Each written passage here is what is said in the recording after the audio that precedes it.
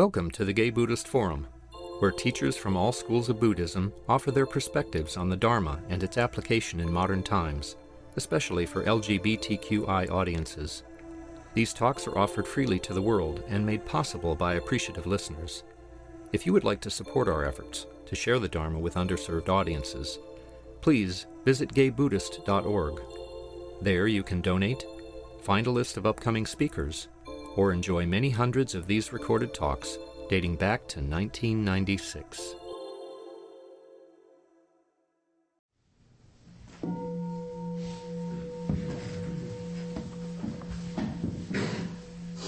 Welcome back to the Gay Buddhist Fellowship. Our tradition is to introduce ourselves, and then we'll hear from our speaker. Just by a show of hands, is there anyone here for the first time or returning after a long absence? Great. Well, let's go around and just say our names. I'm Tom Bruein. My name is Mark. Rich Arnett. I'm William. My name is Eric. Thomas. David Lewis. Jose. I'm Baruch. George. My name is Roy. I'm David. Paul Shepard. Jay Davidson. I'm Alexander. Richard Adelini. Jack. Lance Snyder. I'm John. I'm Richard. Frank. My name is Brian. Doug. Ron Cost. James. Jim Stewart. My name is John McEllier. Shimon Ramirez. Amos Waldo. Sean Clark. Forge. I'm Jerry. My name is David. I'm Eric. My name is Tage. Peter. Warren. Casey. Wayne. My name is Harley. Mike. My name is Jay. I'm Carl Wolf. Jim Bucher. Did we miss anyone?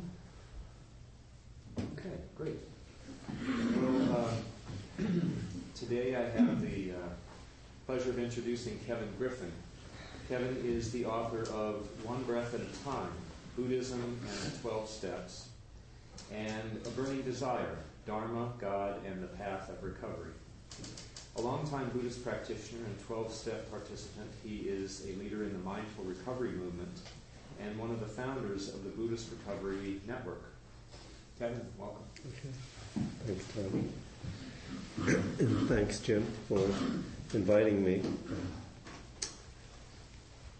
It's when I got here this morning, I said to Tom, appreciate that you're meeting at a civilized hour. And it's a great time. I live in the East Bay, so it's my favorite time to drive into San Francisco because you can actually get here in a reasonable amount of time. So it was a pleasant and easy morning. I thought I would talk this morning about right effort. One of the things that I notice in my teaching, and I teach in a lot of different settings. I'm in recovery, so I work sometimes in treatment centers, but I also teach in Buddhist centers, wellness places. I teach at elementary schools. I teach mindfulness. I'm actually doing that right now. The questions that come up about practice all seem to be ultimately about effort. And lately, it started to become more clear to me that what's behind most of those questions about effort is how can I control my experience? I want it to be a certain way. How can I make it that way? So people will ask, I'm falling asleep, how can I wake up? Be more alert when I'm meditating. My mind is wandering all the time. I have all these thoughts. How can I stop my thoughts? My knees are hurting. My back is hurting. How can I make that pain go away in my meditation? And all of these are fundamentally about trying to control our experience and trying to know what the effort is, in Buddhist terms, what the right effort would be in order to control my experience. The problem with that is that we can't control our experience. And so much of the time, I think people come to meditation in order to get some kind of a fix. Of course, I'm coming out of a recovery world as well, so this is more obvious in that world. But I think it's true of most people who come to meditation. We come here wanting to get something, naturally enough. We're not going to show up and sit around meditating or whatever we're doing when we're sitting still and silently without expecting some results. But the practice of meditation isn't a mechanical process. And we want it to be that way. And of course, we're a culture which is all about getting results. I do something, I get paid for it. I work and I get it. If I practice, then I learn this thing. And that's a very materialistic approach to life and to meditation. And again, meditation is not a materialistic activity. It's the opposite of that. And again, I think our culture is not oriented to that. So even though we come to this with this attitude, I want to develop my spiritual life, there's still a part of us that's sort of saying, well, how do I do it? And what am I going to get?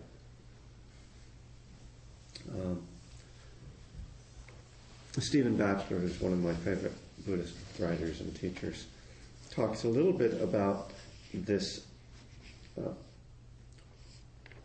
cultural attitude. He says, meditation is widely perceived as a kind of specialized activity. It is regarded as a means of calming and concentrating the mind, as a panacea for anxiety, agitation, and tension.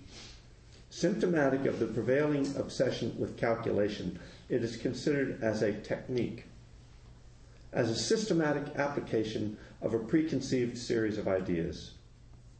But although guidelines can be given, ultimately there is no how to meditation. Certain exercises and skills may be more conducive to meditation than others, but in the end, a meditative attitude is not something we can ever acquire. Wow. So what are we supposed to do then?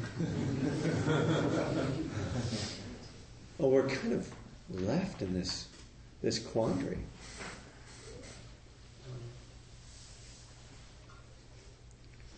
So, I've been doing this practice for a long time and been looking for answers for a long time.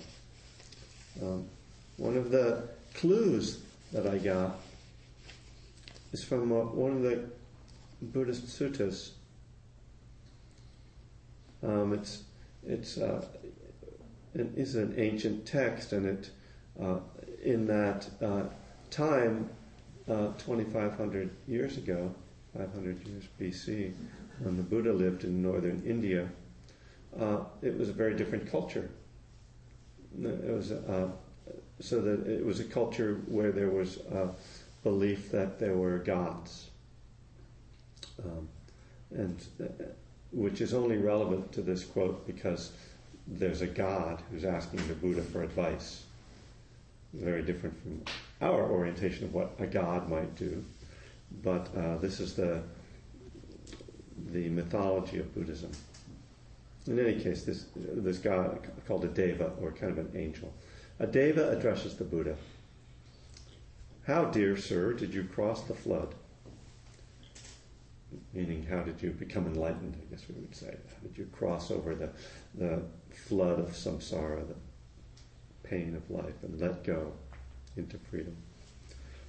And the Buddha says very simply, by not halting, friend, and by not straining, I crossed the flood. But how is it, dear sir, that by not halting and by not straining you crossed the flood? When I came to a standstill, then I sank. But when I struggled, then I got swept away. It is in this way, friend, that by not halting and by not straining, I crossed the flood. For me, this is a key teaching. By not halting and by not straining. I have to keep showing up. Persistence.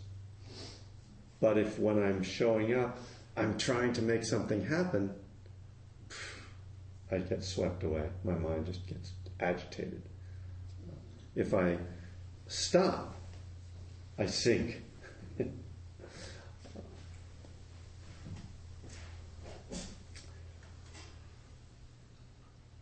In the 12-step world, we talk about just showing up. Just show up. Don't drink and use, just show up. And this is much like what I think we do in meditation. There are certainly meditation techniques, and I've used many of them. I still use meditation techniques. But how we use them is the critical question, and what we expect to happen. When I first started to practice, I did the Vipassana practice called noting. And in that practice, you make a mental note. Each time, you make a mental note of your breath, in, out, in, out. And then each time you notice your mind has wandered, you note thinking, thinking. If there's a noise, you can note hearing, hearing. If there's a feeling in your body, you can note sensation or feeling. And around thought, you can start to get more and more meticulous, noting the type of thought. Is it a thought of desire or aversion? Is it a thought of planning or remembering? A lot of times I have music going through my head. I'm a musician, and which probably isn't the only reason that we all listen to a lot of music. You sit down and the albums start to play. So I note songs. And this was a good technique for starting to see I could call the landscape of my mind, the stuff that my mind was made up of, the stuff that showed up. But behind my noting, there was a desire for all that stuff to stop. So my approach to noting was, if I note this thought, then it should go away. Then it shouldn't cause me a problem anymore. So instead of just, we could say that the correct intention or the right effort in that kind of practice would be simply to practice with mindfulness, to make an effort to just be awake to what's happening. But my effort was really an effort of aversion. It was trying to push away what was happening. And what I found on a long retreat was, after a while, that feeling of aversion to what was going on started to turn back on the practice itself. And I started to get averse to the noting. I started to struggle and feel that I was trying so hard that I wasn't meditating anymore. I was just in this constant fight with what was going on.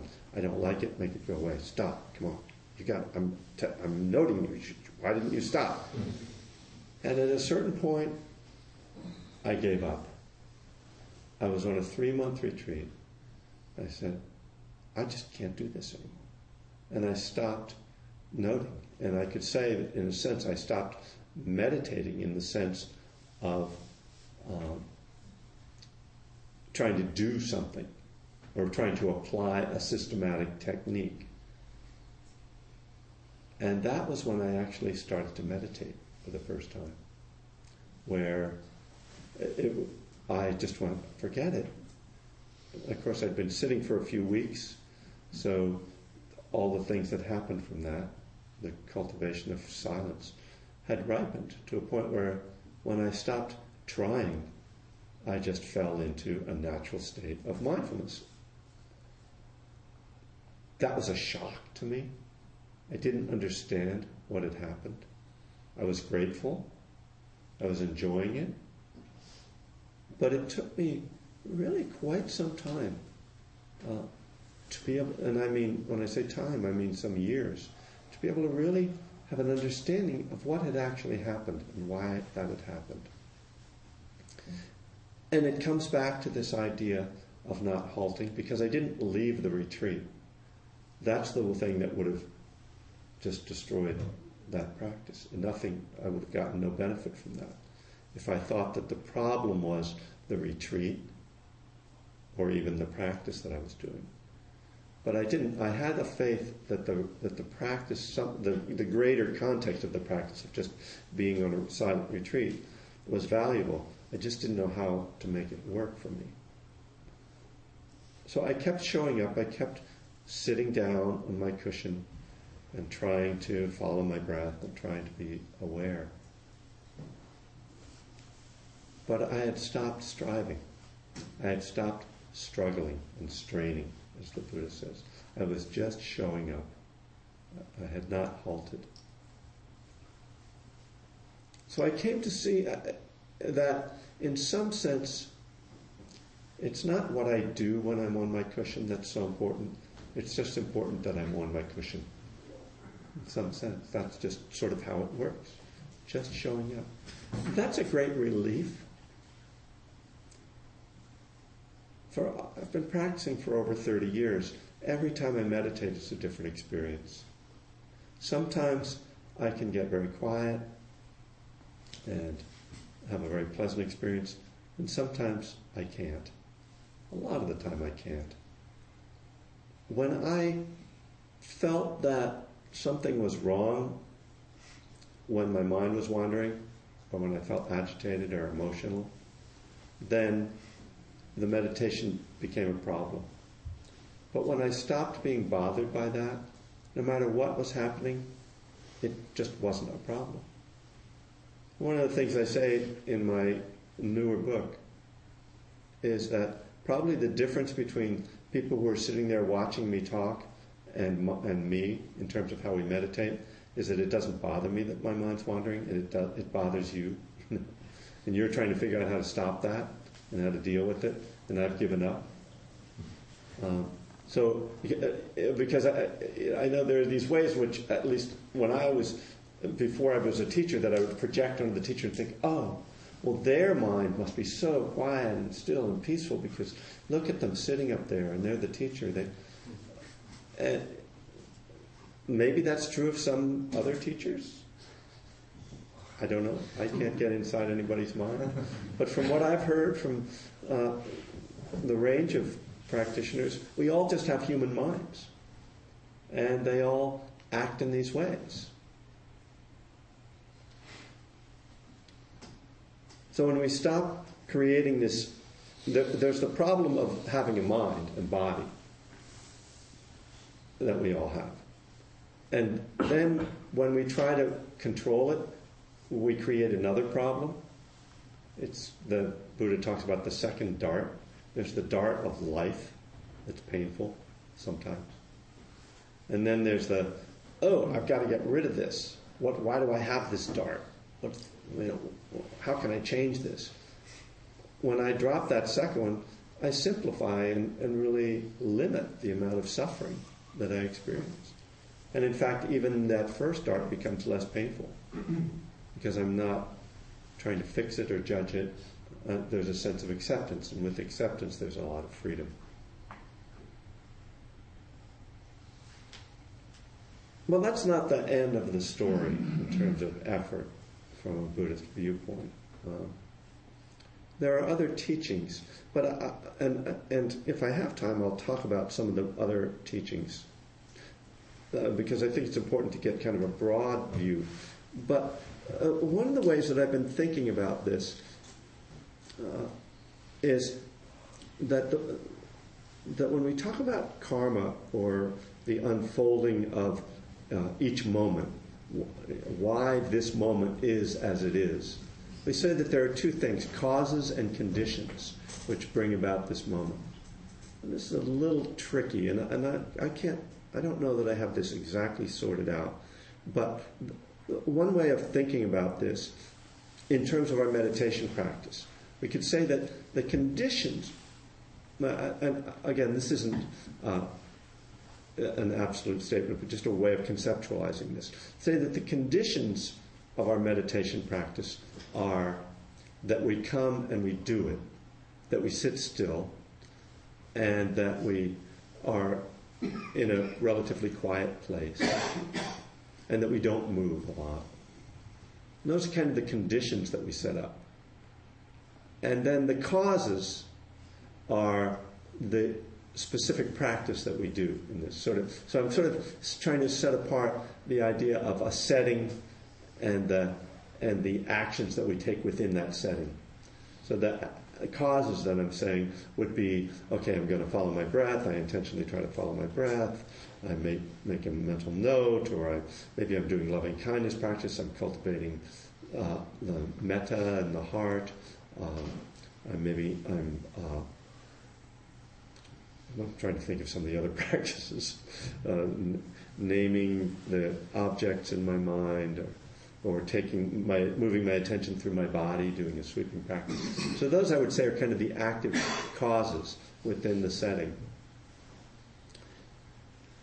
Typically, I think we have the sense that the causes, the actions that we're taking intentionally in our practice, are the ones that are going to really make it happen. And what I'm saying is I kind of flip it, that I think that just come in, sit down, be still, be quiet, that those conditions are the ones that allow the practice to really unfold. In some ways, I think the formal practices that we do are just things to keep us busy while the conditions do their work. And this is why it seems that you can go on a meditation retreat, and the first few days, no matter what you do, your mind spins out. And then after a few days, you start to quiet down. And it doesn't happen. If you track your actions, your efforts with the results, there's no direct correlation. It's not like, oh, I started to feel my breath clearer and clearer and clearer, and I was following more and more breaths. It's much more like blah, blah, blah, blah, blah. What just happened? You know, you kind of, all of a sudden you're in this space, and you can't really see where the moment was when you crossed over, because there's a ripening of the conditions. You know, this is good news and bad news. It's the bad news is that you can't control it. As I said in the beginning, you can't control your meditation experience. The good news is that you don't have to. You're not so responsible. It's not about you're doing it wrong. And if you just would learn that special technique that person sitting next to you, who's obviously enlightened because of the way they look when they're meditating, then you could be enlightened too. You just have to get buy the new book, download the latest app. It's just that really all you have to do is trust in the unfolding of this practice, keep showing up. And yeah, you'll find that there are times when different practices will work better, or you'll be drawn more to things, and you'll be able to get into different kind of streams of kind of energetic streams or mental streams that are working. I was on a retreat 30 years ago with Joseph Goldstein, one of my favorite teachers, and a big room full of 100 people down in Yucca Valley, and someone raised their hand, about halfway through the retreat, guy raised his hand in the back and said, I just figured out a way how to stay with my breath all the time. And Joseph said, stop. Don't say it. It's going to change. It's fine. You found a practice that's working for you right now. Don't believe in that as that's the solution. And I think that why Joseph stopped him was because he didn't want everyone to hear what it was, because he knew that no matter what he said, everybody would be like, oh, I got to try that. No matter what Joseph had said, everybody would have been trying it. Oh, yeah, sure, I'll start standing on my head and counting to 732 and whatever the technique is. Oh, sure, that'll work. So this is really the great challenge. How do you show up and practice without striving? It's kind of impossible. Suzuki Roshi founded the San Francisco Zen Center. This wonderful book, Zen Mind, Beginner's Mind. He talks about just let the thoughts come and let them go. Very simple, right? But there's this way of kind of getting out of your own way. You know? And as he's describing that, at a certain point he says, this is the secret to practice. But he doesn't exactly tell you how to do it, because it isn't a technique. You know, non-striving isn't a technique. You can't just describe it in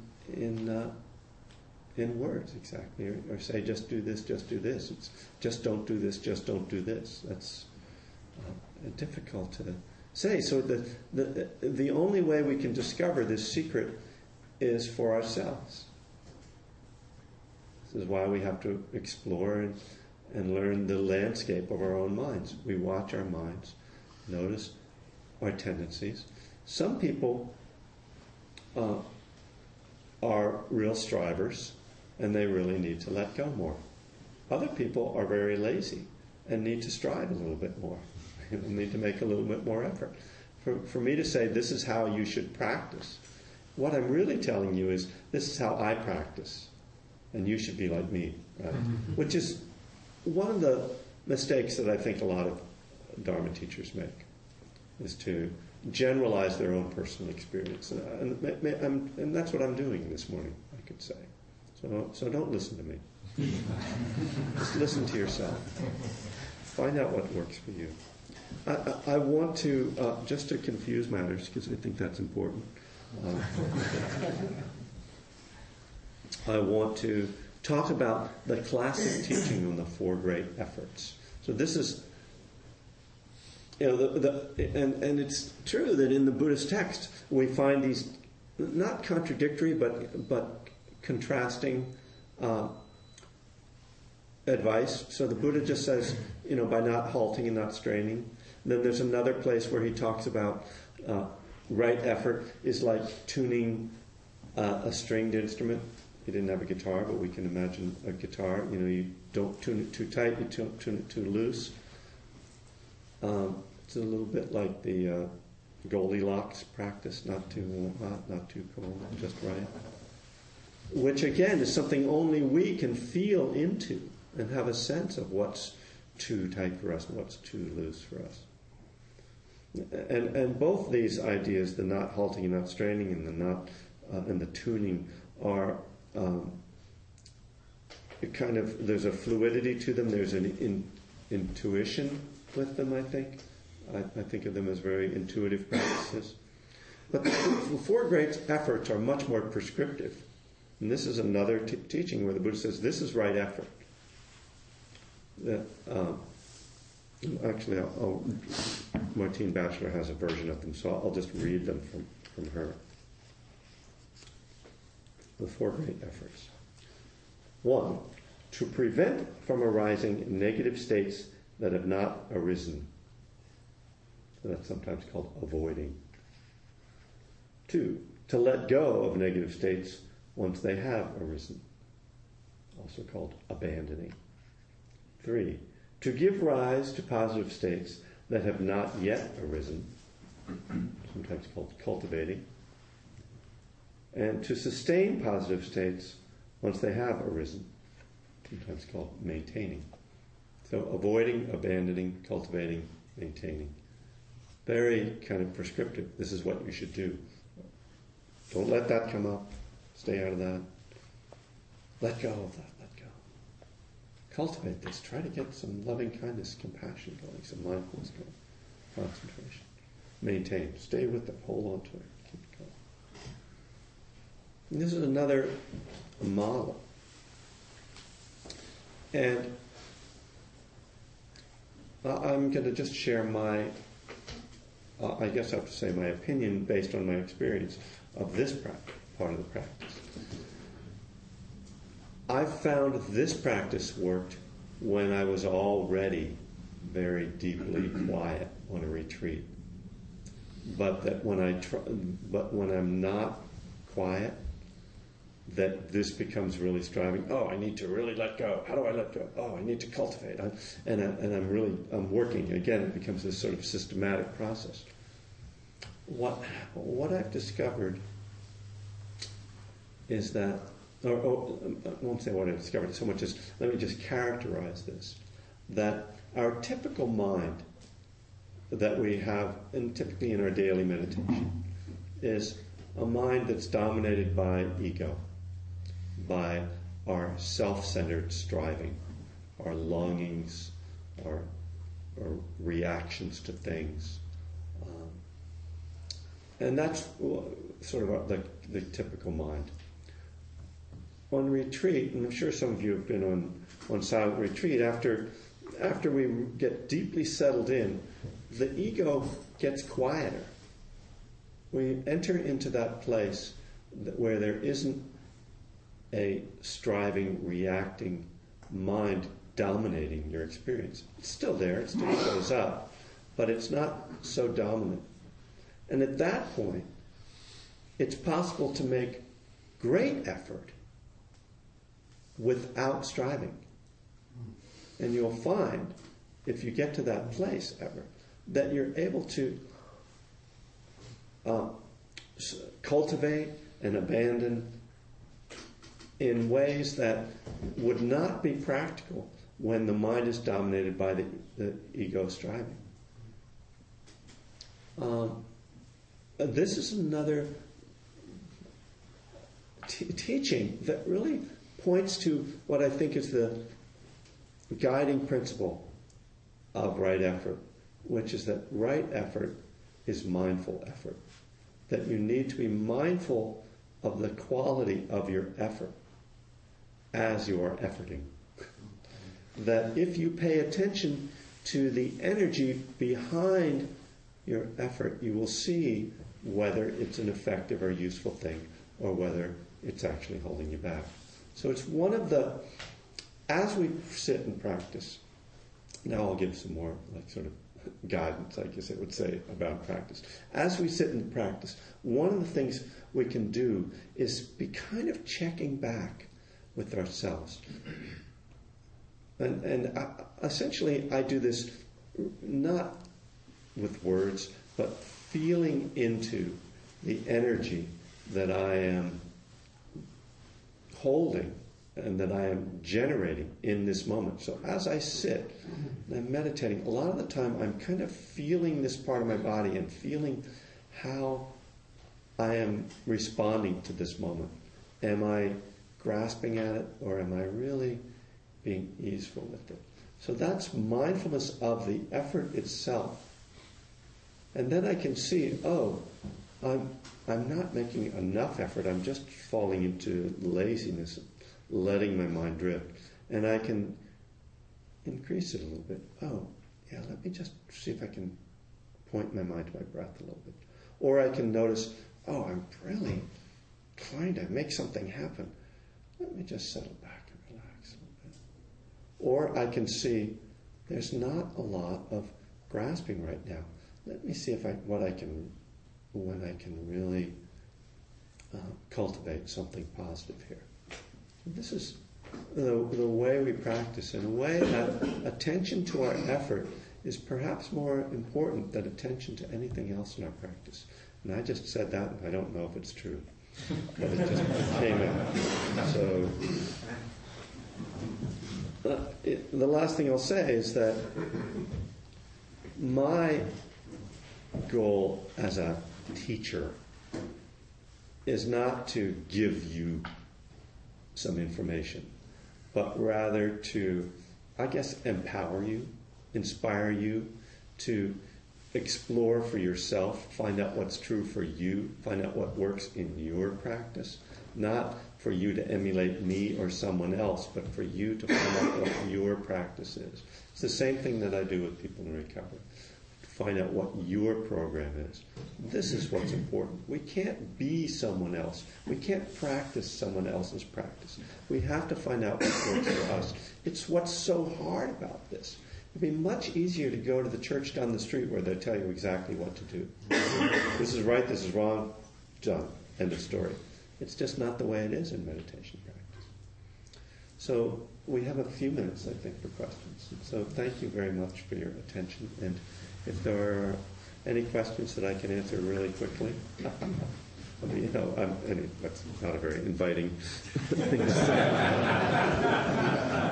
If there are any yes or no questions, true or false.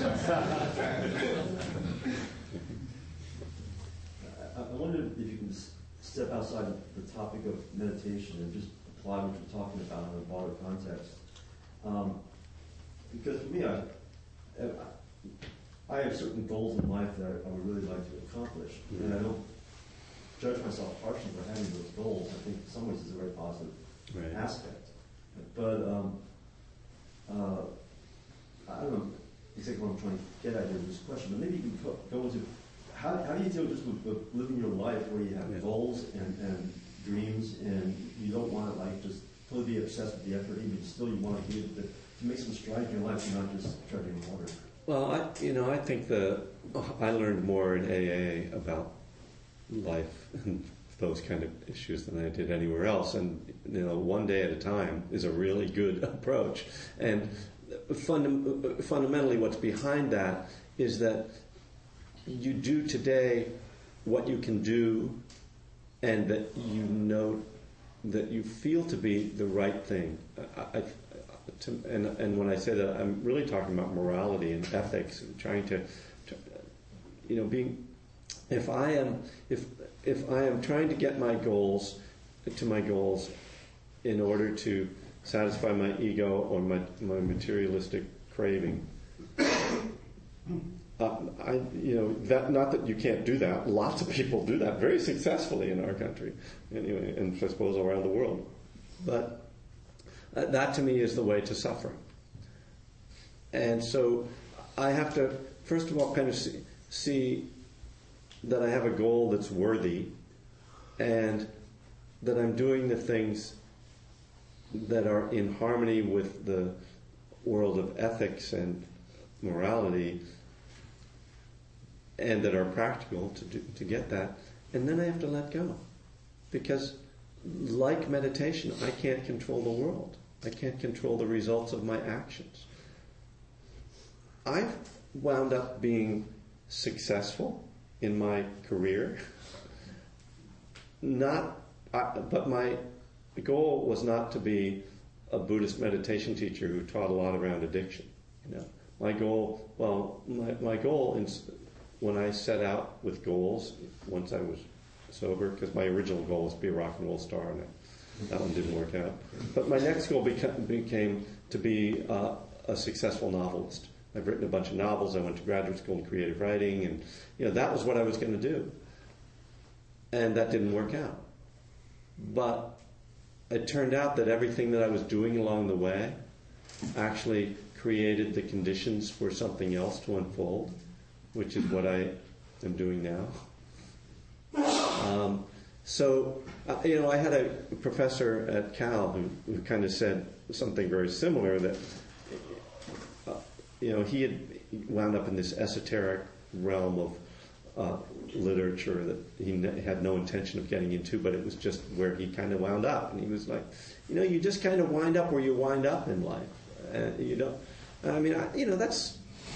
That may sound very, passive, but I just think what you do is you do the right thing and you point yourself in a direction, and then things unfold as they do, and they tend to unfold pretty well if you're doing those things. Sorry.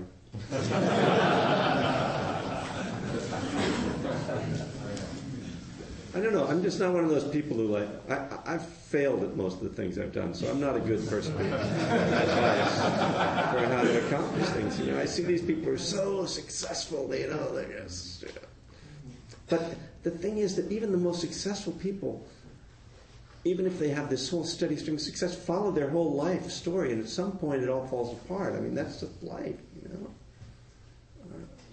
It's just never easy, and if you think that there's some place you're going to get to where you're going to arrive and then you're going to be done.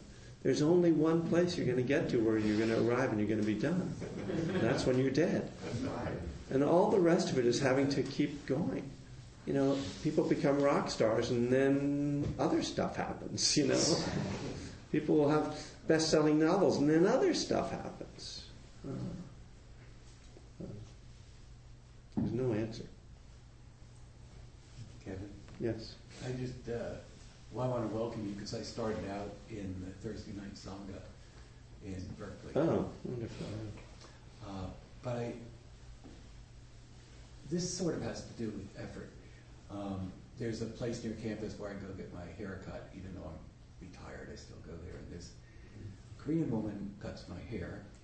And I don't know what made her say this, but she said, you know, when I was a young girl, I used to be very anxious. And then I went, it's okay to be anxious. I mean, and I was just bowled away. I said, do you realize how many thousands and thousands of dollars people put into therapy to try to either get that state or eliminate the anxiety? Yeah. I said, that's really wonderful. Yeah. That's letting go of, showing up for life and letting go of the effort. Yeah. Yeah. It's great. Yeah. Yeah, it's beautiful. It's really how it works, isn't it? That's the second dart. She's kind of let go. Okay, there's anxiety, so what? And, it's interesting. We define these states. We put labels on them. And then they become pathologized. And, energy, anxiety is a form of energy. You could be really, you could say, I'm really excited. Or you could say, I'm really anxious. It depends how you handle it.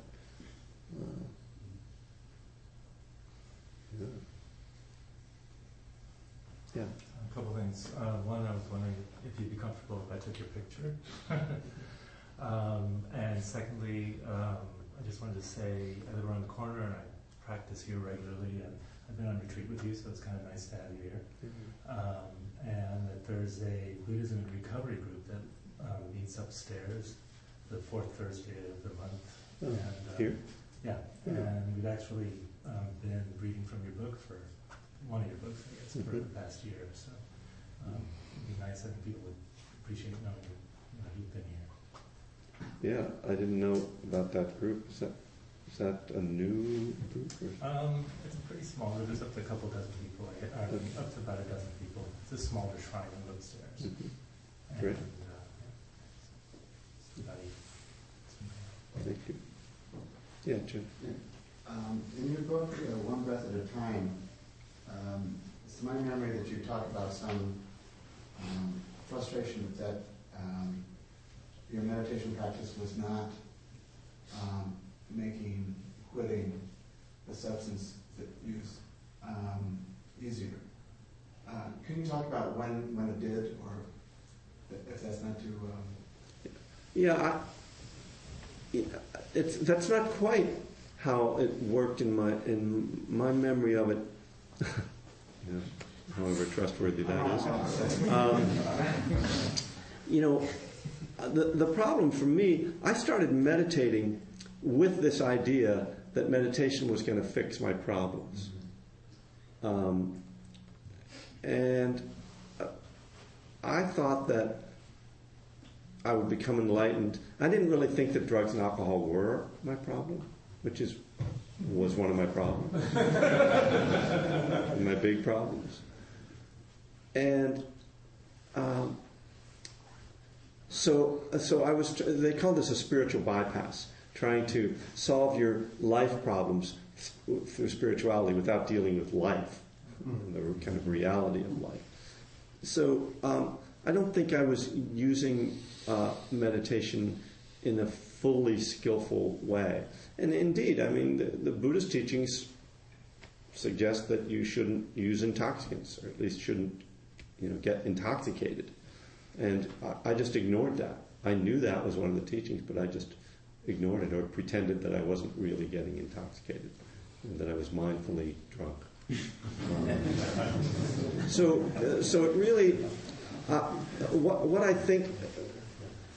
think happened is that despite myself, the meditation helped me to. Let me put it this way. I think the meditation was part of this longing to solve my problems that finally culminated in my realizing that the drugs and alcohol, maybe they were part of the problem, but there wasn't like a direct correlation as far as I can track it. But of course, once I got sober, the meditation. I think all through my meditative career, but certainly after I got sober, the meditation really supported that recovery. I had something that a lot of people didn't have who first get sober, was I had a way to really get quiet and calm and deal with the stress of early recovery. So it certainly helped me at that point. But I didn't figure out really how to connect the two for a long time. So it's kind of mysterious to me how that worked. Because I've heard people say, "Oh, I got sober by just being mindful," which is like you're a better man than I. You know? I needed more than that. I needed 12 steps, and I needed a program. I needed people. I really needed the support and sort of to see that there was another way to live, which was a lot more than just meditating. I think we have time for one more. Okay, thanks, Tom. Did you have your hand up? He addressed the question. Okay, good. Okay. Like, I just wanted to say that's a beautiful example of what you were talking about earlier, setting up the conditions, or just by sitting, you created the conditions that were going to support you in ways that you didn't expect it, and that is so true in my practices. The things that I never intended to address or deal with, or whatever, just the fact that I have this practice that I show up and sit on the cushion has impacted all kinds of stuff in my life. Yeah. And if I can just talk a little bit about this, one of the reasons that I think people believe that God got them sober is that it's hard to see the accumulation or the ripening, we could say in Buddhist terms, the ripening of karma that brings about that moment when this shift happens, when you realize, wow, I need to stop. And a lot of people just kind of make that decision and it's over. Other people struggle and have to go through relapse and all that. But there's enough people who just get to a point where all of a sudden they realize this isn't working and they stop, that it can be very easy to kind of think, well, there was this dividing line and something happened there. Before that, bad. After that, good. So whatever I was doing before I was sober, it was just bad, and somehow God intervened and fixed me. And of course, that doesn't make any sense in Buddhist terms. And one of the things that I discover anytime I ask somebody about their pre-recovery life is that there was always something else going on. There was always a longing for something positive in their life. There was, whether it took a spiritual form or something else, there was still people were trying to solve their problems, and they were drinking and using or doing whatever their addiction was. And they tend to look back then and demonize themselves before they got clean or got in recovery, and not realize that no, your good self was there too. Your good self was struggling and competing. It just wasn't winning until that ripening of that positive karma, which we, again, can't control the moment that happens or how that happens, but it's there. Thank you, Tom. Thank you so much. Do we have any announcements? Thanks. You don't probably get kind of tired of hearing this announcement every week, but I am trying to get together a small group of people to go ahead and do a booth at the Castle Street Fair, which is in October. I know that sounds a long ways away, but really it isn't that far. So if you're, this is more than what one person can do, but 3 or 4 people can probably do it pretty effectively. There's a sign-up list outside, immediately to your right of the table. If you're interested in participating, please sign up your name and phone number and What's the date? Date of the fair? Oh, I think it's like the first Sunday of October. I know it's in October. It's the first Sunday of October.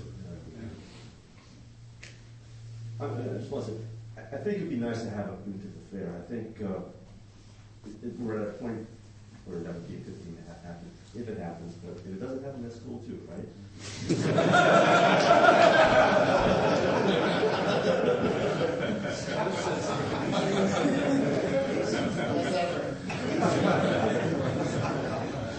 Just don't alter strain, and you should. I just wanted to apologize for missing my hosting assignment last week. I forgot. Actually, I forgot to write on my calendar, so it didn't register. So sorry if anyone was inconvenienced. Richard? Yes. A GBF member, Roger Pinnell, is in the process of having a bone marrow transplant. And part of the process of his healing is his apartment has to be radically cleaned. I mean, the ceilings, the floors, and he has this dusty old Victorian with more moldings than you can imagine. So we're trying to spearhead like a fundraiser because it's to pay for this. So there are a couple of ways you can help out. We're asking people to make donations. I'm going to sponsor a dinner in my home. I'm calling it Ravioli for Roger. And I have room for about 8 or 10 people. I'm asking people to donate $45 and they'll get a wonderful meal. And we also need people. Roger's, when he comes out, he's going to need 24/7 help, and he's got people lined up to do that. But I'm hoping we can find people that would be willing to come in for an hour or 2 or 3 just to give those people a break, because I don't know, I would go absolutely crazy if I had to be in some, not any break from, and it's going to be a very intense experience. So those are the ways you can help out. This is going to be posted on the Yahoo website. You could talk to me.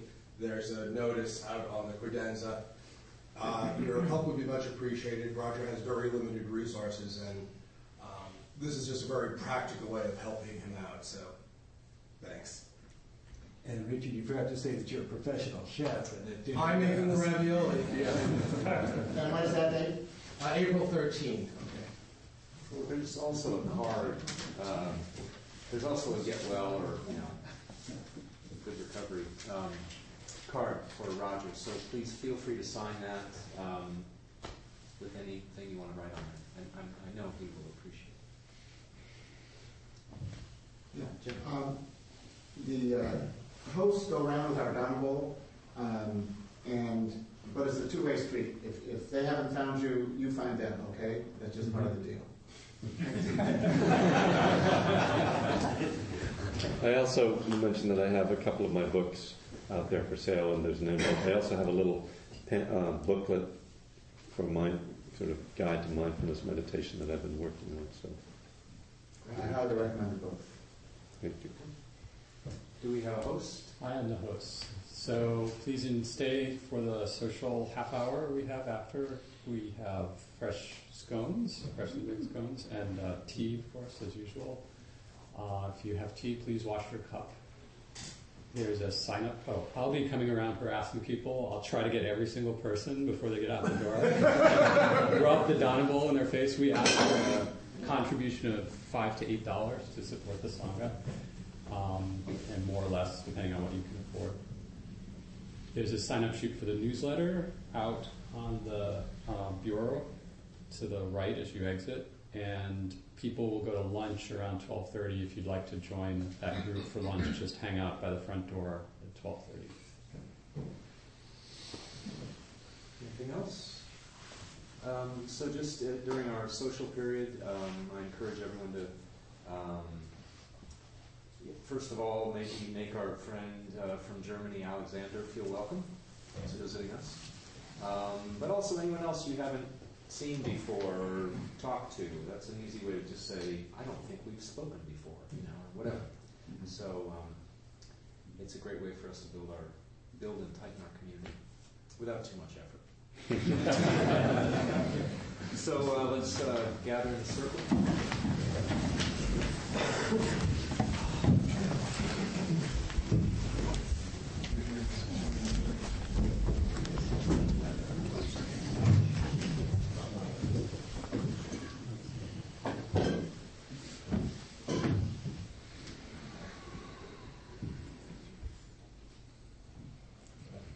By the power and truth of this practice, may all beings have happiness and the causes of happiness. May all be free from sorrow and the causes of sorrow. May all never be separated from the sacred happiness which is without sorrow. And may all live in equanimity, without too much attachment or too much aversion, and live believing in the equality of all that lives.